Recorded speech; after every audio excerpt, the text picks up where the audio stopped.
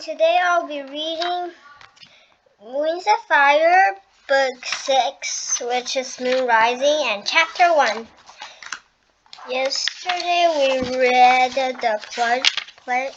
I don't know what it said, but okay, Chapter 1. I don't want you to leave me here, Moon said. Moon is actually Moon Watcher, but shorter. Okay. She fit perfectly under her mother's wing, as if that spot has been shaped by the universe just for her, like a sign. This is where you should be. Stay here always. For always. Certainly do not let your mother abandon you in the windowing mountaintop, possibly swarming with strange dragons. They found us. Strange dragons.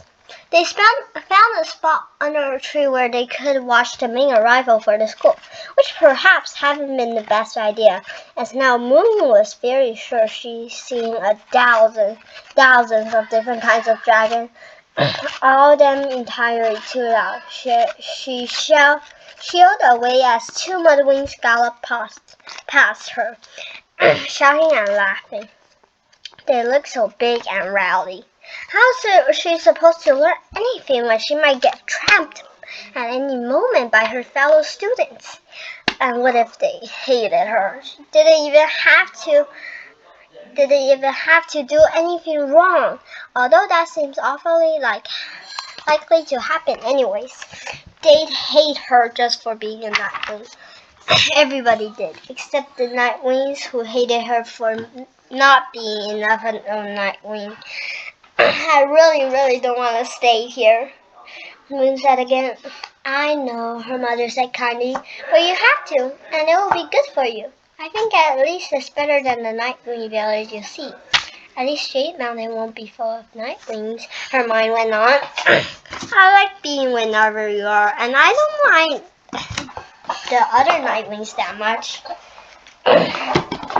Most Nightwings are awful, you know, Secret Keeper pointed out.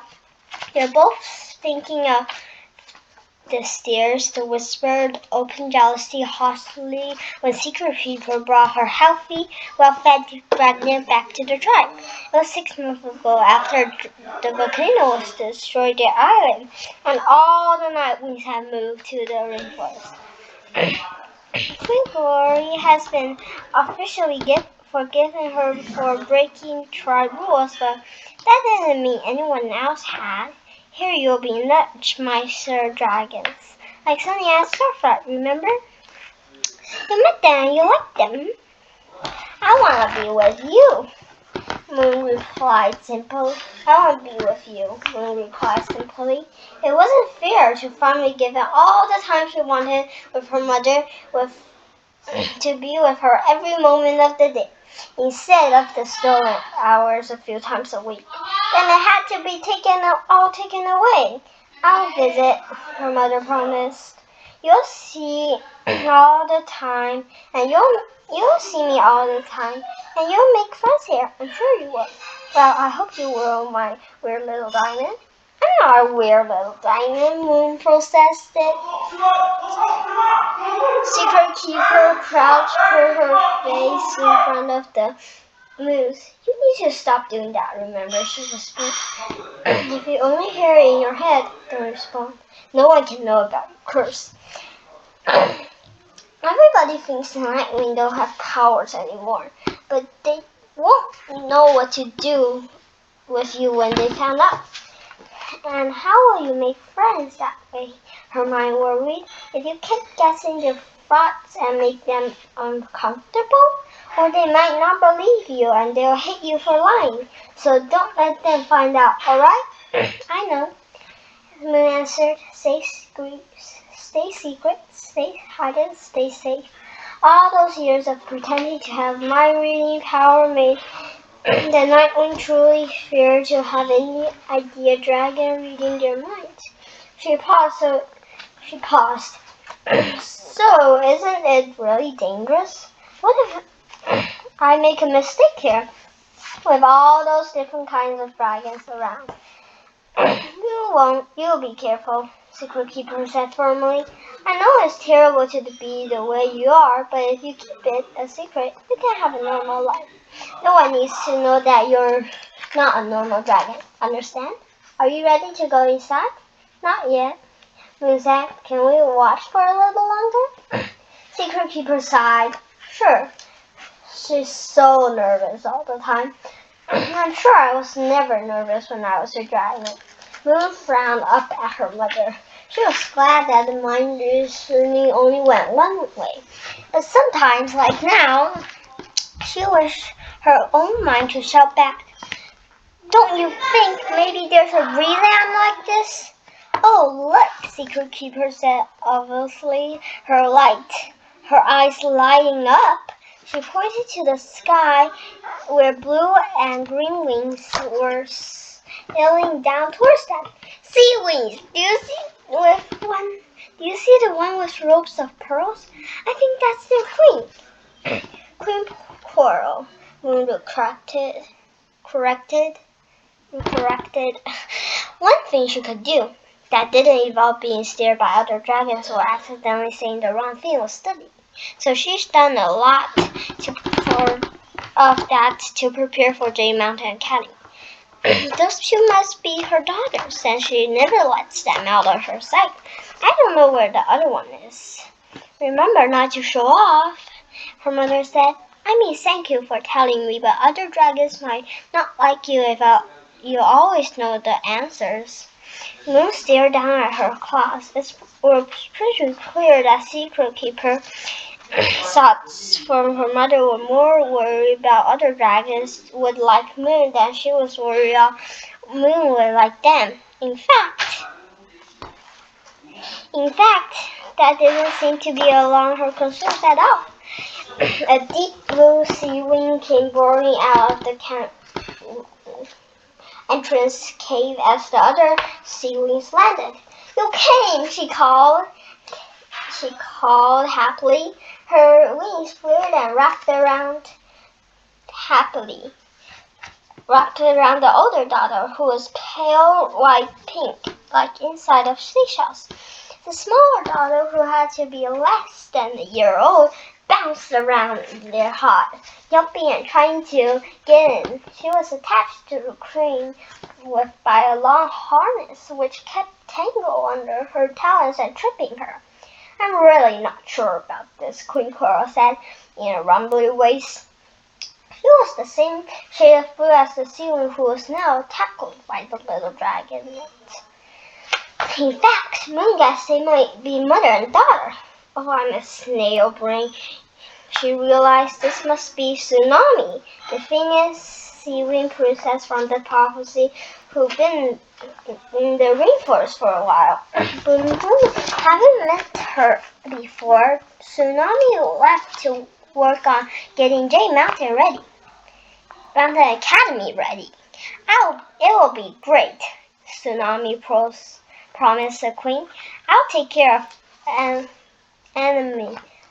I don't know how to say it. I promise. Me too. Yeah, the small dragon. I wanted to get to school too. She bounced on her harness and wrestled to the ground, growling. You're too much young, she tugged the little princess upright. I can't risk anything happening to you, especially while Anami is this far. And me this far. Next year I'll let the little dragon beamed hopefully. The queen frowned at Tsunami. I'm only letting this happen because Amano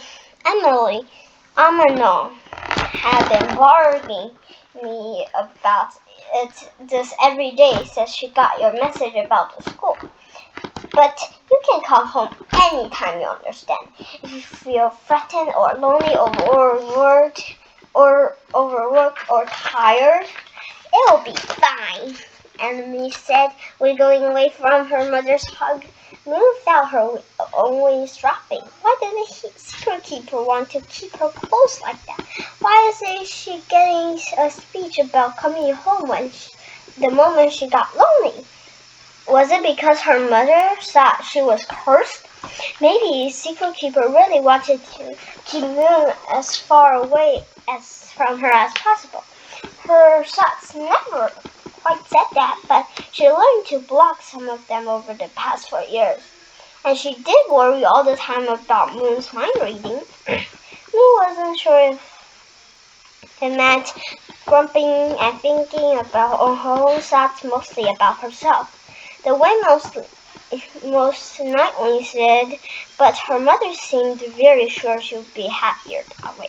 Maybe acting normal was something she could learn here. Who's this? Turning to the last Sea Dragon who sat between Queen Coral with a patient expression. He looked about Moon's age, and he was dark green, like an emerald hidden in a cave, with flashes of brighter green underscales with hints of gold in his eyes. He was a little pump with a sweet extra curve in his snout and upper wings. His wet talons were spread out like he was worried that the wind would shove him off the mountain. Unlike Amelie and Olive, he was not adorned with pearls, jewels. His only accessory was kind of gold armband studded with glittering black rocks. "This is one of your brothers," Queen Coral said. "He heard about this and really wanted to come too." "Which one are you again?" "Turtle," he said, shooting Tsunami a friendly smile. "One of my brothers? I didn't realize. I guess I knew the male eggs were surviving every time your female eggs were destroyed with Orchestra, but I didn't even think about having brothers." "You're about 30 of us," Turtle said with a shrug. "30?" Tsunami shouted. "I have 30 brothers?" "Well, 32, he said, caught a gaze. Moon watching him and wrinkled his mouth in an amused way. "Why didn't you mention this before?" Tsunami demanded, whipping toward her mother. "Who cares about them? They can't inherit the throne." Moon tilted her head at Turtle, expecting a reaction, and realized she wasn't hearing any thoughts from him. Nothing at all. Just a quiet hum, almost a smoothing blackness. It was strange. Moon had only met a few dragons who could block her mind reading at all.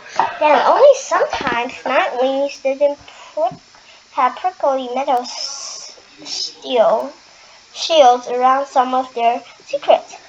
But Queen Glory was best of all.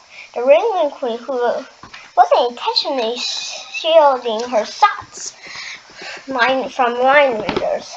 But whenever she got uncomfortable, some kind of instinctive wall went up around her mind. She did the same thing with her scales, keeping them from showing her emotions. It was unsettling, but the way that made Moon feel really curious. What are they hiding? Was their shielding ability something they inherited or something they instinctively developed? Turtle wasn't like Glory or those Nightwings, though. His mind didn't feel like a thorny wall rating. "I've got secrets. Keep out." It's just as stony still. How was he hiding his thoughts so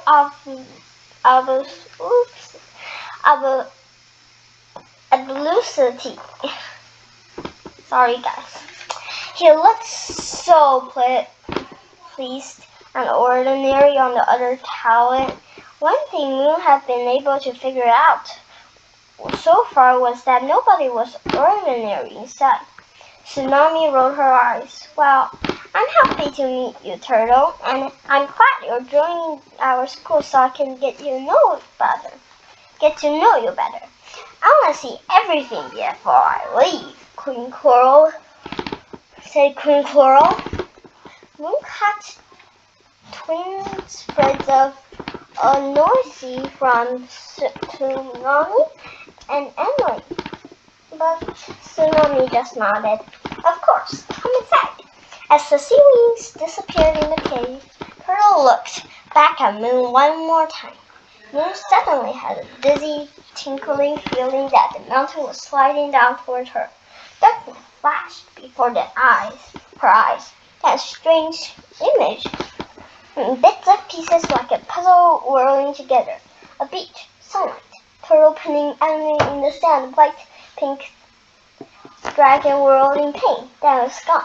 She blinked, so was the scene flattened. Okay, this is chapter 1. Maybe I can read chapter 2. I don't know, but I hope you really like this book. This book is good. Konanchu. Let's see. Oh, I like Konanchu. I like her. She's amazing. Now I don't know how to find it. So there. Oh, I don't like the fat one. I like this one kind. Well, I'm just looking. And I saw these two and liked it. Look. Oh, I accidentally did it. I have not really my own Amazon, but shopping.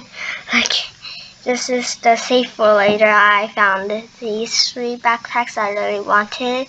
Those are all Wings of Fire and stickers here. And this book, well, this title will be released on December 27th. Don't miss it.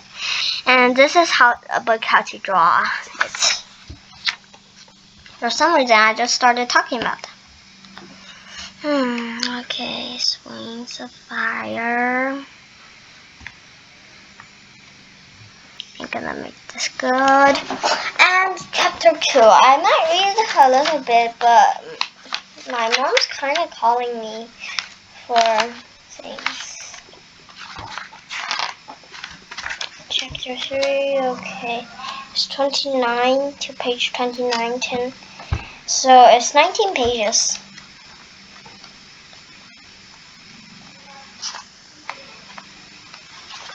Okay. Blue Shiver. What was that? But she knew. She known since she read the scrolls and said Nightwing's power include mind reading and visions of future. This is where her nightmares came from the future. Came from the future.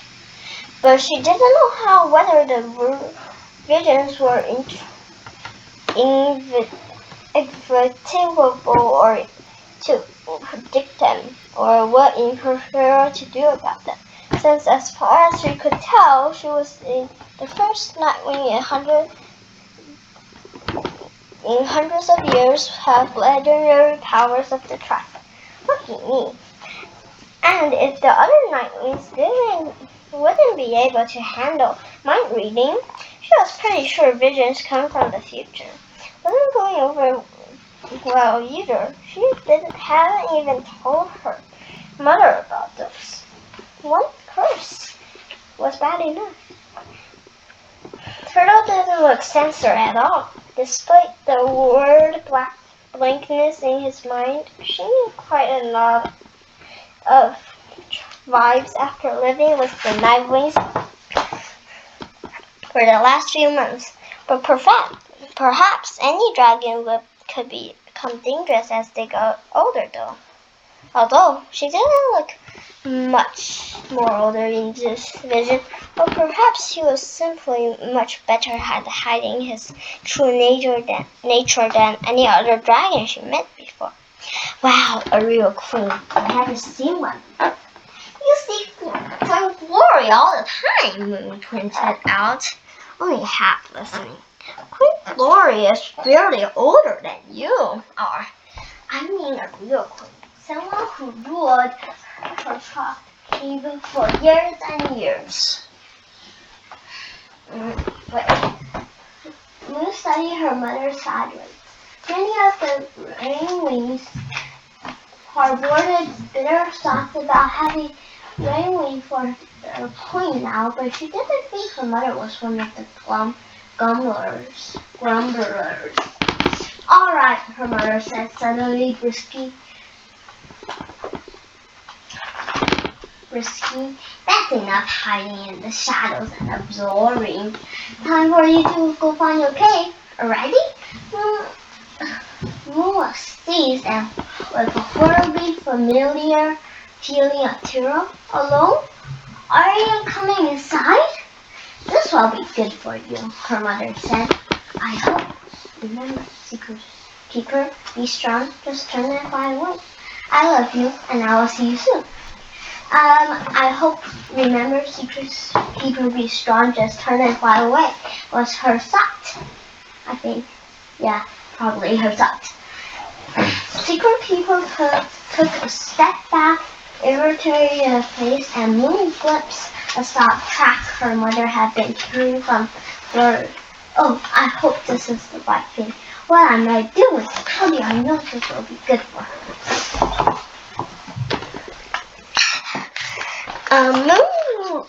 Moon's heart leaped. She just doesn't want to leave me, she realized with a sort of hope. Her mother was already hugging her and whispering hurried goodbyes in her ear. Wait, Moon said desperately. What if I came next year instead? What if? Trust me, Moonbud, her mother said, cupping Moon's snout in her front talons. You'll love her. You'll love it here. Just keep your curls hidden. You'll be fine. Act normal, no matter what happens. And write to me soon. Goodbye. A moment later, Secret Keeper was first a dark shape winging away through the threadbare clouds, taking Moon's heart away with her. Moon stayed under the tree for a while and decidedly not crying. And what's more, students arrived. It wasn't about doubt, she knew. There were only 35 students. It was a privilege to be one of the first few invited to attend. Why me? Even more mysterious questions. Well then, she thought, when she couldn't put up any more, imagine this in the rainforest. And you're hungry, and your mother's been gone for 3 days. You can smell a bunch of bananas inside your cave. If I could be brave enough to feed myself when I had to, I can be brave enough to walk in the school and find the place I'm supposed to be. She shook back her wings, waited for a moment, then was quiet on the landing edge, and darted forward to the yawning cave entrance. Hello, a voice associated her loudly while Moon's eyes were still adjusting to the dimmer light inside. Welcome to the Great Hall of Jade Mountain. Let me guess. You're Moonwatcher, aren't you? I'm tremendously good at guessing names. In fact, one might even say I'm mysteriously good at guessing names. Mysteriously good at it. The welcoming dragons whose scales were midnight black lowered her voice. Almost though I'm reading your mind, eh? Moon started at the Nightwing and cried. Has she been discovered already? Before even saying a word, what will Mother say? Just kidding, said the older Nightwing. Maybe? I think speaker. I'm not a teacher like others. I'm just helping whenever I can. Here's your welcome scroll on your map. She thrust 2 scrolls in Moon's talon. Hey, look! You have silver scales next to your eyes, just like I do. Yours are big and sparkly, though. It's Moonwatcher, right? Yes, Moon. Now she recognized this Nightwing, which she should have been able to do from her first thought. She only knew 2 Nightwings apart from her mother, who didn't radiate gloom and anxiety. Starflight had more thoughtful energy, while Fate Speaker's hopefulness poured out of her like an over-exhausted sunlight. Moon had seen the 2 of them afar in the Nightwing village several times, although they both have chosen to live with the Ringwings instead. She glanced around hopefully if Starflight was nearby. He was the Nightwing from the false prophecy. He went blinded when the volcano exploded. Usually Fate Speaker was guiding him, but not today. The enormous entrance cave looked as it could fit 400 dragons comfortably, with room for more in the soar overhead. Sunlight poured in, illuminating the craggy walls and ripped ceiling were cascades of gold-brown statues hung down, some of them reaching all the way to the floor to form twisted columns. Hanging against the black wall was a huge bronze gong with 3 flying dragons curved on it. A banner woven of green vines had been strung from one massive statue to another in the center of the cave, with letters spelled out in giant purple and white flowers. "Welcome, students!" 2 tunnel openings yawned along with the left wall of the cave. 2 more on the right.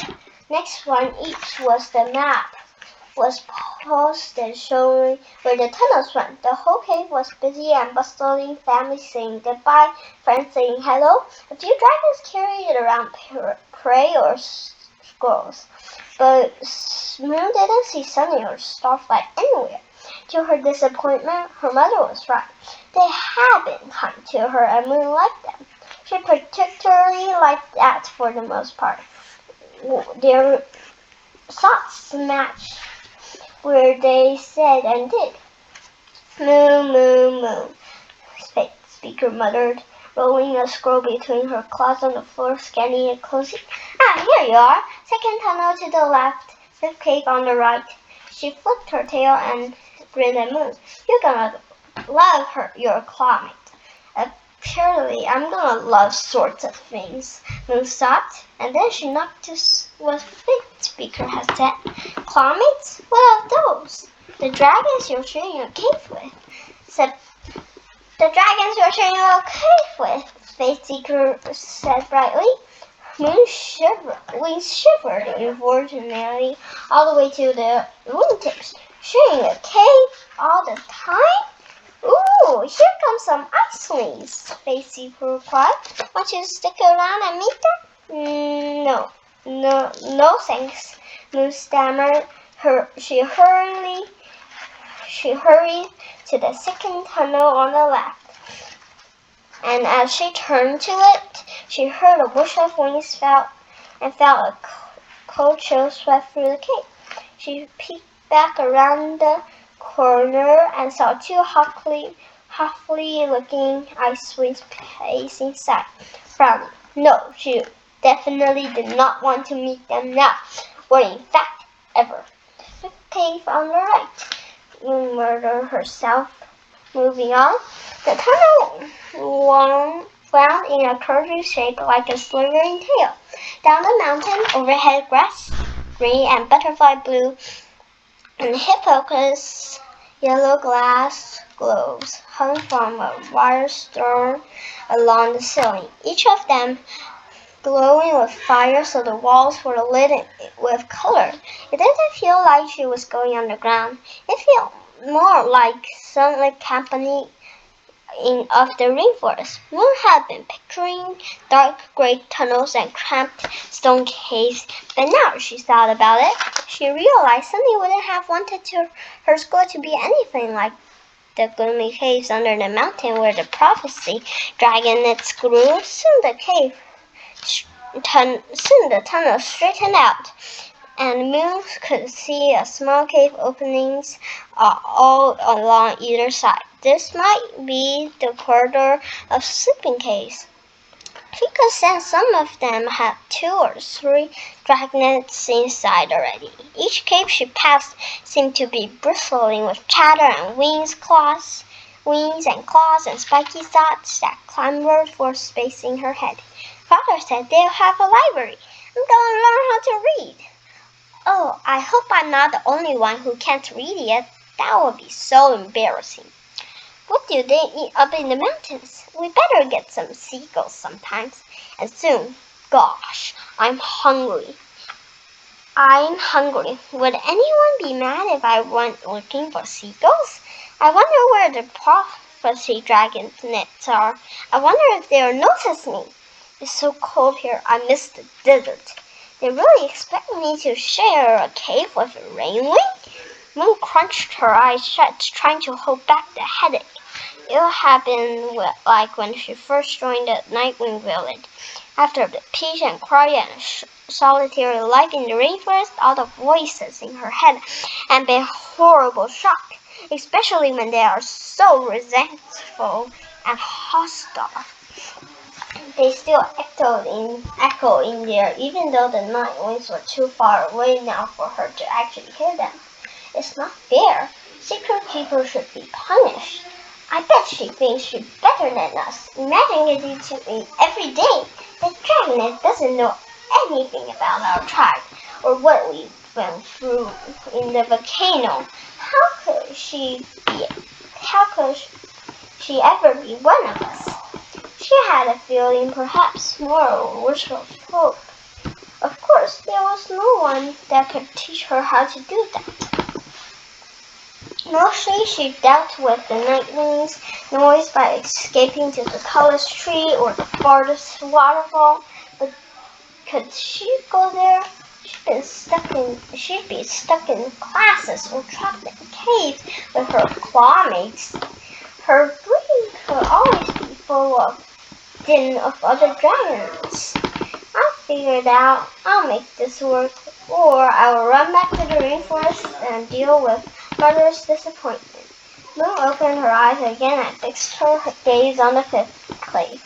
They squeezed past a pair of chattering sandwings who were talking up most of the tunnel, and one of them stared her intently with his obsidian black eyes. Nightwing flashed in his head. Thorn doesn't like them. We just sent a couple back to Glory as her prisoners. We have no idea what they can do in a battle yet. Especially if true they really don't have powers at all. Needs further study. She's kind of cool looking with all the silver scales at her eyes. Seems nervous, stretching her wings back to look smaller than she is. Up something or shy? Moon tried not to look back at him as she went by. She tried to seem boisterous and harmless part of the shadows. Her sleeping cave has a steel cactus hanging over the doorway like jagged teeth. She ducked inside and found more fire-lit glass globes strung across the ceiling in there. One green, one red, one yellow, two more globes unlit rested on the ledges on either side of the door, and there was another at her level on the far side of the cave. She picked each one up and breathed a small flame into the candles inside to set them all alight. Then surveyed the space nervously. It was nicer than she expected. The doorway made of one wall and a sleeping spot had been arranged along each of the three walls. One of them was a bare rock ledge, and one of them was a pile of rainforest leaves and mosses. Then the third one was woven green hamrock generously suspended from the roof. Moon hesitated. It seemed as if the bit had been designed with different dragons in mind, but she wasn't sure which one was meant for her. She knew which one she wanted, but would someone else have guessed what she liked? Maybe she would wait for her classmates and see what they wanted. I wish I could have a private cave. Maybe if I asked Starlight really nicely.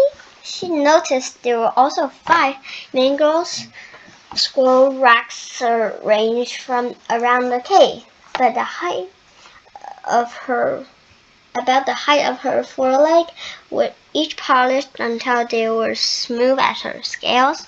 There was an empty one next to the bed on either side of the door. She took a closer look and realized, with a jump of happiness, the ones by the door were filled with scrolls. A little sign from those 2 said, "Free reading. I hope you like them." Moon slid her welcome scroll and her map into one of their empty racks, then wrapped her tail around her back talons and started going through the scrolls by the door. It was mixed of all kinds of things that interest her. History, adventure stories, ancient legends, apocalypse, and all the plants and animals in each tribe's territory. Suddenly, she remembered Starfly finding her with a squirrel one day. He quizzed her on what she liked to read. If he chose this for me, he must have really been listening. He noticed there wasn't any recent scrolls about the dragons and the prophecy and their epic quest to end the world of the Sandwich succession. She guessed with a smile whoever said did those. Starfire, Sunny, Glory? I found those particular scrolls rather embarrassing. She also found one early reader scroll that must have been written for tiny dragons with giant letters to guide the alphabet. It seemed out of place that she sat and puzzled over it for a minute. Is this one for one of my prompts? Am I going to be living with a 1-year-old? Her mother had mentioned that Academy would take dragons of various ages. So maybe it's possible, although it seemed weird. Out of nowhere, Moon felt a sudden burst of energy, like a spear driving through her skull.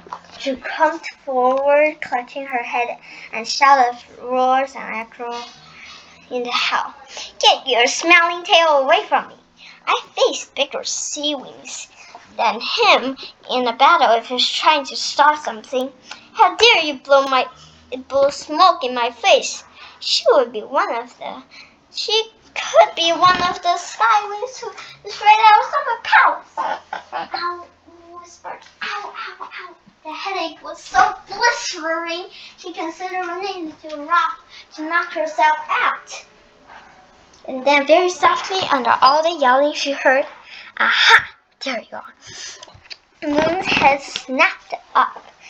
She whizzed another bout of pain cracked through it.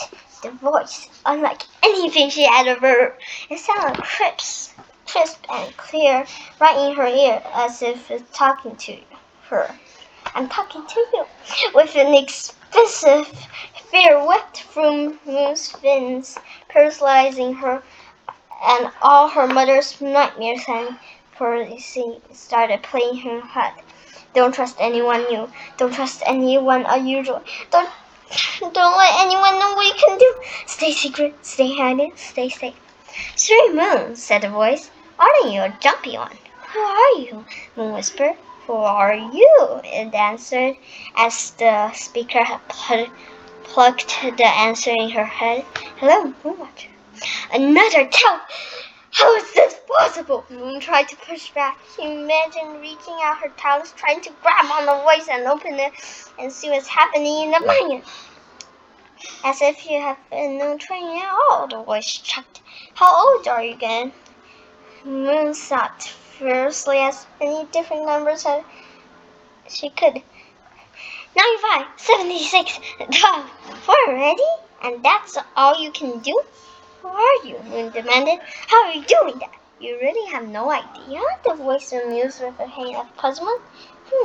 Fascinating. Let me think about it. She listened, pressing her temples to hold the headache at bay. But the voice didn't come back. Are you still there? She whispered.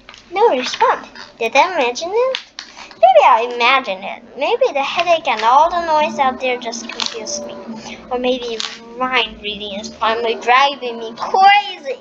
She shook her head and blinked.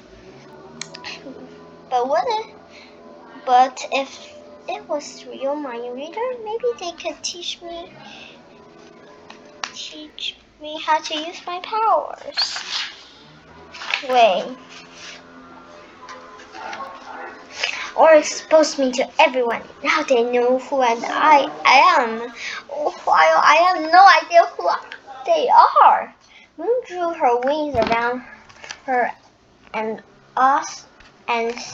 Osix silver Hey now, there! Stop, stop, stop! A real voice called in the highway, interrupting squabble. Clay! From several voices at Tiny Moon's head. It's him! It's really him! Ooh, he's even cuter in real life. Ooh, look at his heroic limp. Ooh, I think he looked at me! Moon poked her head out of the cave and saw a large spoken black of prophecy muttering. Clay was gently holding a withering seaweed and a hissing skywing. It's only the first day, folks. Nothing to be grumpy about already. You're probably just both hungry.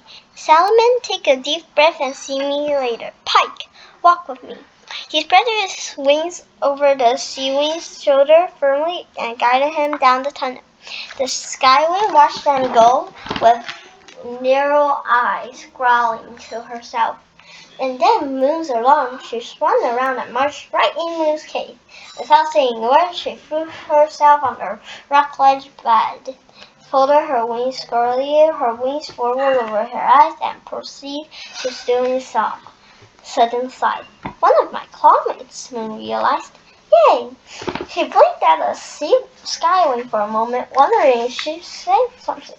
Her heart was beating fast, and the headache was still there, receding slowly toward the back of her skull. She cleared her throat, swallowed, and opened her mouth, then gave a tunnel turn back to scroll. Suddenly, several moments later, a whirlwind burst in the cave, nearly trampling Moon with flat yellow palm. Oh my God, sorry, it yelped. I didn't see you there. I guess it's a Nightwing still hiding in the shadow, right? Ha ha! They put me in with a Nightwing? Oh, hello? Isn't anyone worried about my potential promised stress? But the little Nightwing didn't drop her enormous smile for a moment. Her scales, too, didn't shake. They stayed a blinding bright banana yellow dotted with splatters of alarming raspberry. Moon seized Frank's towel and pumped them cheerfully up and down. Isn't this exciting? I'm so excited I can hardly stand it. Why, I'm this color, by the way. I've been trying all morning to turn myself somewhat dignified. I can't do it. My scales are like, yay, we're really here. And they will not listen to me. Moon looked to see was one spot of the railing that wasn't meltily colorful. A triangle of three small black smudges on the wing that looked like tiny splashes of ink. Kanonchu. I'm Kanonchu, the railing added, blinking. You're noisy, the skywing ordered under her wings.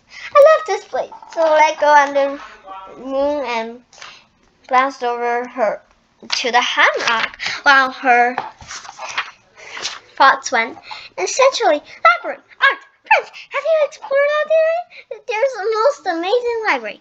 Not that I can't read yet, but oh my gosh, I'm working on it really hard, like an enclave is full of colorful paint, like a couple of railings just motioned all over it. You guys should make amazing paintings and decorate your cave with it. Wouldn't that be amazing?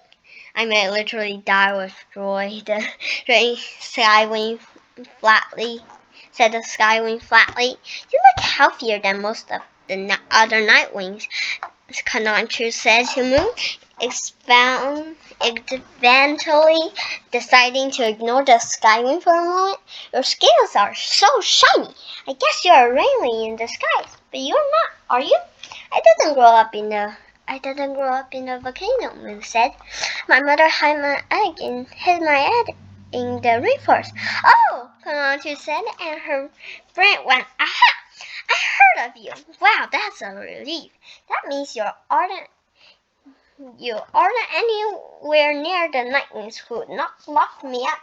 I mean, for all extensionally making friends across the tribes and forgiving each other and everything. But seriously, it's scary there. I thought I might actually die, so I figured out I'd start making friends with some other tribes first, gradually work on my back around the Nightwings, but you're hardly a Nightwing at all. So that's okay then. Moon witnessed hardly any Nightwing at all. Essentially, we've been hearing Nightwing's thoughts about her for months. It was a little brutal to hear someone just say it out loud. So what's your name? Konatu asked. Moonwatcher. But just Moon, really. Sure, Moon. And who are you? Konatu said to the Nightwing. I'm a warrior, the Scarlet Dragon stopped virtually, keeping her face hidden. A loyal soldier to Ruby's army who never did anything to deserve this. The punishment of schooling and being forced to live with a dizzy and mumbles over there. Moon hunched her shoulder and looked down at her claws. It wasn't fair. She did not mumble. Konatu turned to Moon with her eyes sparkling. Whew, it's a mystery. We have to get our subordinate's name. I'll go first. I bet it's Squatch. What do you think? Scott? It's a cute name, right? Moon didn't think. She smiled, giving a way of outraging coming up sky. Squatch is a Motherwing's name, isn't it? She pointed out. True. Maybe her name is Friendly. That would suit her well. It's not a Skywing name either. The red dragon's tail was twitching dangerously. Think outside the box, Moon. Look at her.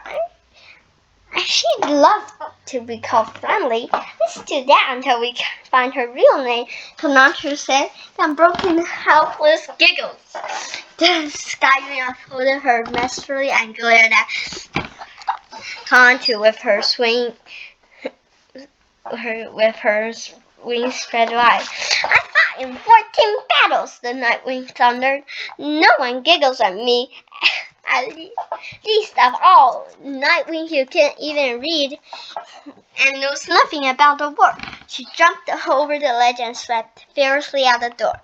There was a pause while Konatu got her giggles under control. Ouch! But mostly fair, although I think I've been imprisoned and experimented on Nightwings, and then some intro doing some royal challenge would give me battle credit, don't you? I think Clay said her name is Cartman. Maybe? Moon laughed. Oh, that's pretty. Do you mind if I take the hammock, by the way? Moon shook her head. The mouse bed is alright for me. That's what you slept on while you were going up on the rainforest floor, right? Konatu gasped, nodding. Papayas and adorable sloths. I don't miss anything yet, but it's fabulous here. Come and see the night bird. Oh, the Moon said nervously. I think I'll stay here for a bit longer. I just need to. I need to just nonsense, Konatu said. She poked one of Moon's wings with her own. We're in a new place. This is really exciting. I want to show you everything. Oh, I hope she's not boring, Konatu smiled whispered. I don't mind shy. I can handle shy, but please don't be boring. Moon straightened her shoulders and folded her wings back. It meant trampling down her horror bird. She obviously didn't want to seem boring at her first possible chance at a friend here. All right, let's go, she said, taking a deep breath. Yay, Konatu cried. She bounced out the door and Moon frowned. As she stepped into the hallway, she heard it again. That bow of the voice in her mind. Moonwatcher, my new favorite dragon. This fragment with her brain full of bubbles. It's not your only possibility. I believe you, and you're destined for a great friendship. Moon shivered. Was this real? Was there a dragon somewhere reaching out to her? If so, how? Who is it? Another student? Was it a fellow Nightwing mysteriously hatched with the tribe's long-lost powers just like her? How could she hide from someone who knew exactly exactly what she was? I can help you, the voice whispered. Better yet, you can help me. And this is the end of chapter 2, and I hope you guys enjoyed this video. And thank you guys for watching.